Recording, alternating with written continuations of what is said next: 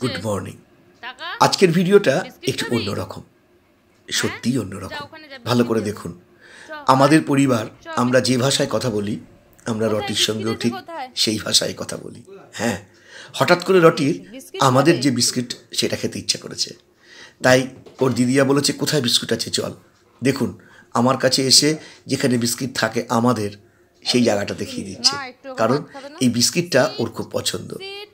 মেয়ে তোকে কিছুতেই দেবে না, যে ওর খাওয়ার সময় এখন দেওয়া যাবে না, কিন্তু ওই যে ছোট্ট বাচ্চা বায়না করছে। এ দেখুন, দিদিয়াকে বলেই যাচ্ছে আর একটু খাবে। দিদিয়াও বলছে না না, এই বিস্কুটটা তোদের জন্য নয়। তাই আমি বললাম দে। এই হচ্ছে আপনাদের রটি। দেখুন, লাল ঝোল পড়ছে, কিন্তু আমাদের তাতে কিচ্ছু এসে যায় না, কারণ ও আমার বাড়ির ছোট ছেলে। আমরা এতেই খুশি। আপনারা দেখুন ভালো করে ভিডিওটা, নিশ্চয়ই বুঝতে পারবেন যে রটি আমাদের পরিবারের কতটা অংশ।